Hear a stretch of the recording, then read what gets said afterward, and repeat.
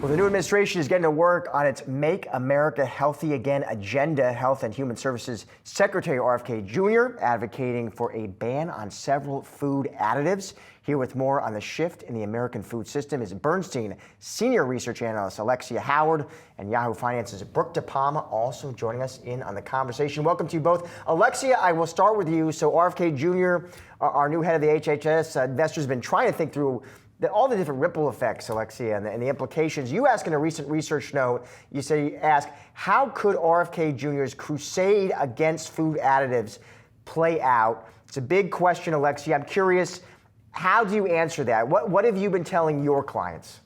Sure, I know it's a great question. I think what's really interesting here is that RFK Jr. arrived on the scene fairly suddenly. This time last year, we probably weren't imagining that he would have been head of the DHHS today. We had a very similar situation 15 years ago when we had a slow wave of health and wellness concerns that came out. This time around, it's much more abrupt.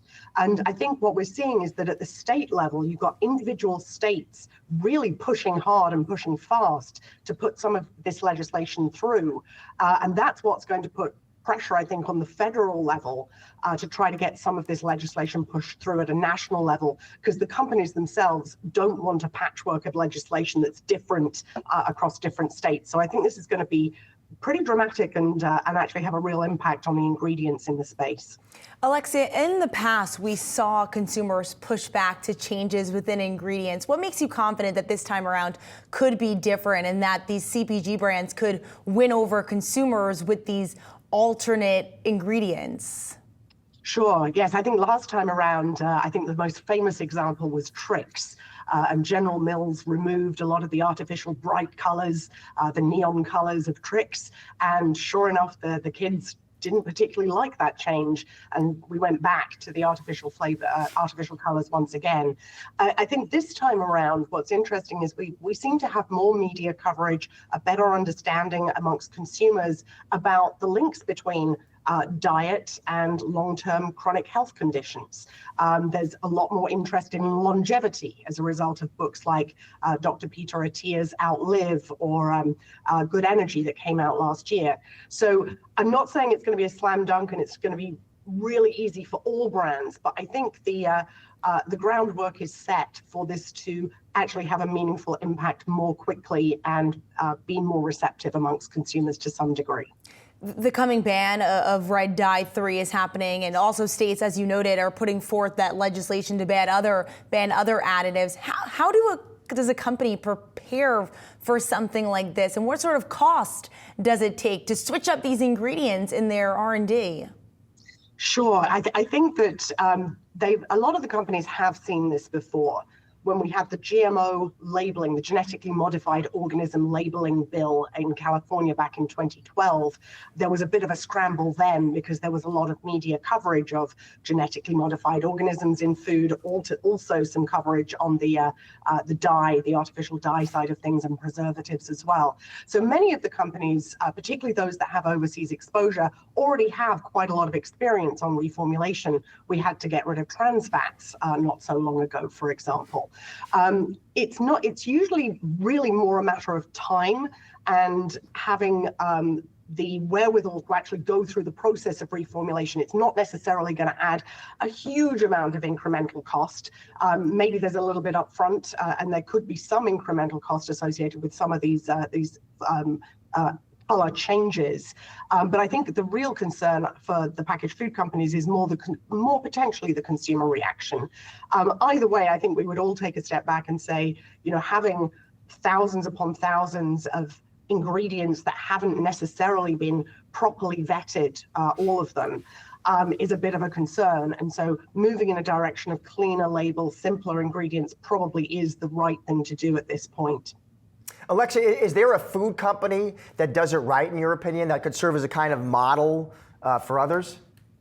I think a lot of the what I would call challenger brands that have bubbled up over the last 10, 15 years are examples of that. I mean, there was a company, for example, called Simple Mills that was recently bought out by Flowers Foods that I don't cover. But a lot of those Skinny Popcorn, Dave's Killer Bread, those brands that have bubbled up that really started probably more at a premium level in terms of cost, but also with a very clean set of ingredients. Those are the ones that are really paving the way. And we are seeing some of the larger food companies actually make moves in that direction. For example, Hershey, obviously not the health and wellness brand that you'd necessarily think of, but 15 years ago, they actually went through the process of eliminating a lot of the artificial components to the basic Hershey bar. So it's actually now a reasonably clean label product, at least as far as the basic bar is concerned. Alexia, I quickly want to hit on McCormick. I mean, their CEO said that they're seeing a tick up in reformulation activity here. Do you see McCormick getting a boost? And then on the flip side, how much of tariffs is going to impact a company like McCormick that imports from something like 80 plus countries? Sure. So it's, yes, there's two sides here, obviously. I do like McCormick a lot at this point because I think this reformulation super cycle that's propagated by RFK Jr.'s Make America Healthy Again agenda will really benefit the flavors business for McCormick. Again, if we go back 15 years to that parallel situation, we saw a lot of the flavors companies, IFF, Givaudan, Kerry Group, all do reasonably well during that period. And I think if we do see an abrupt start to a reformulation cycle, then companies like McCormick could benefit from that this time around because they've really developed their flavors capabilities over the last 10 years and should really be able to play in that. Now, obviously, as for the tariff side, as you rightly said, McCormick imports from 80 different countries around the world. They have 14,000 ingredients that they're bringing in from various different places. So yes, the tariff situation is going to hit them. Obviously, Mexico should be fairly safe. That's where we get Cholula and a lot of the hot peppers. But for the rest of the ingredients around the world, at least at the moment, we're talking about a 10% tariff. And so I would imagine that in many cases, we'll probably see their COGS inflation move from a low single-digit expectation this year in terms of how their ingredients and overall cost base actually shifts up, more to a mid to high single-digit kind of effect. Now, the interesting thing here is I think it will affect smaller players like private label, store brands, disproportionately harder because their margins are lower. And so I imagine that the entire industry will be taking up pricing a few percentage points to basically accommodate that. And then the good news is that we did collectively learn to cook from scratch in the early stages of the pandemic. So demand for spices and seasonings remains very robust. And the category itself, hot sauces, anything to do with heat, definitely seems to be doing very well right now. Alexia, Brooke, thank you both so much for your time today. Appreciate it.